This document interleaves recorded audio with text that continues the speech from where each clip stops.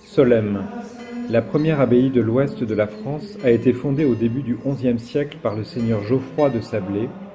Elle est à cette époque un prieuré sous la dépendance de l'abbaye de la Couture au Mans. Solesmes est l'héritière de Cluny, cette grande abbaye bourguignonne fondée le 2 septembre 909 par Odon. Le rayonnement de Cluny fut l'âge d'or de tout ce siècle et prépara le terreau d'un changement considérable des mœurs de l'époque. Cluny fut aussi célèbre par l'accueil du pauvre. Certains jours, on allait jusqu'à servir plus de 1000 repas. Risquant la ruine due à sa générosité, Pierre le Vénérable limita l'accueil du pauvre à 50 par jour. Solesmes, l'héritière de Cluny, sait aussi accueillir le pauvre. À l'heure des vêpres, quand le son des cloches invite à la prière, le pauvre se glisse dans le chemin des orants.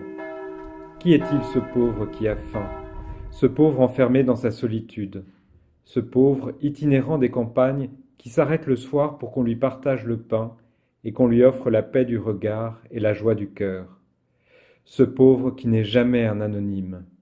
Qui est-il ? C'est surtout en accueillant les pauvres et les pèlerins qu'on montrera un soin particulier, parce qu'en eux, on reçoit davantage le Christ. Chapitre 53 de la règle de saint Benoît.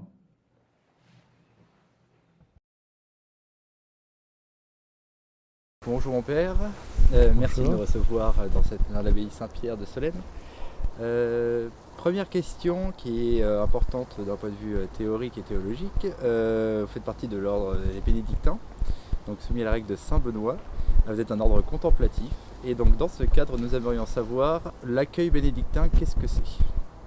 Effectivement, pour saint Benoît, la chose la plus importante, c'est que ces moines cherchent vraiment Dieu. C'est même le critère pour discerner une authentique vocation monastique et bénédictine. Mais cette recherche de Dieu, elle se fait à travers bien des moyens.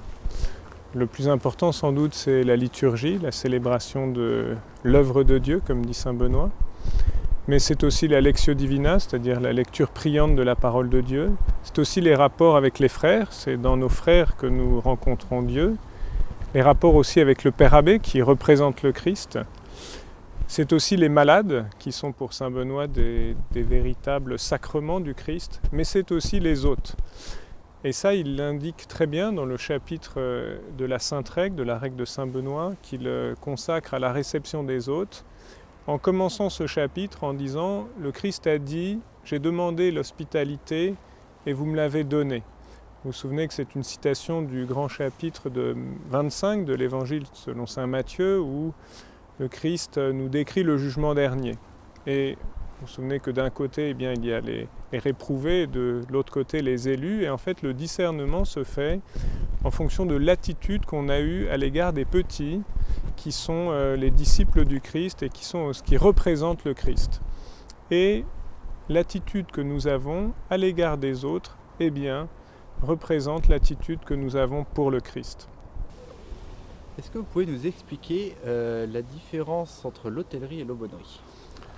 Alors, à l'hôtellerie, nous recevons les retraitants, les gens qui viennent au monastère pour justement passer du temps en dehors du monde, passer du temps auprès de Dieu, à l'écoute de la parole de Dieu, en vivant aussi notre liturgie.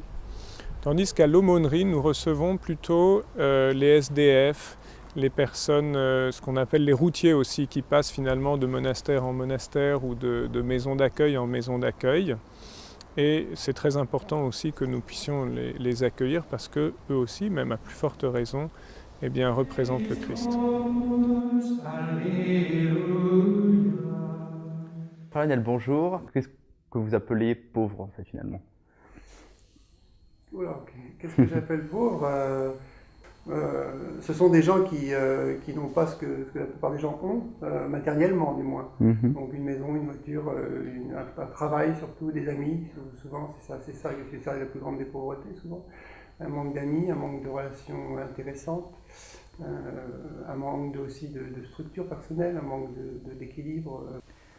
Les SDF, ils viennent de toute la France, de Solesmes, de Sablé, de... Alors, il y a ça vient de toute la France, hein, il y a même des étrangers. Et puis on a quand même de nombreuses personnes de Sablé qui viennent. Souvent le cas classique c'est monsieur qui a été viré par madame et donc qui se retrouve dehors et donc la gendarmerie nous l'emmène en état de choc. Enfin, c'est un peu difficile, surtout que quand on nous arrive, les gens ne s'imaginent pas que ça puisse leur arriver, donc, ou du moins c'est rare, les gens se mettent ça en tête. Donc quand ça leur arrive, ils sont fortement choqués en fait. Et alors dans ces pauvres-là, déjà combien sont-ils par semaine ou par mois C'est très variable. Alors en été, il y a plus de monde en été, il y a à peu près 5-6 personnes par semaine. En hiver, c'est plutôt 3-4. Ça s'explique très facilement, c'est qu'en fait on est quand même assez excentré. Donc faire beaucoup de marches ou de stops et puis arriver et ne pas avoir de place, c'est assez. En été, ça pose pas trop de problèmes. En hiver, c'est plus compliqué. Donc, et puis il y a un autre fait, c'est que les personnes de la rue se déplacent beaucoup moins en hiver qu'en été.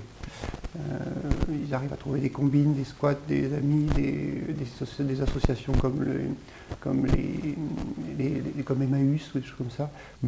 Alors si demain par exemple je me retrouve à la rue, sans rien, sans le sou, sans aucun ami pour me tendre la main, si j'arrive ici à l'abbaye Saint-Pierre de Solesmes, combien de temps puis-je rester, comment ça va se passer de manière très pratique? Alors de manière très pratique, ça va un peu, vous savez, un peu la douche froide parce que vous allez pouvoir dormir une nuit ou 2 nuits par mois, donc effectivement ça ne comble pas une vie. Vous allez arriver dans la journée, on va vous recevoir dans une petite maison qui est à la mitoyenne entre le village et l'abbaye.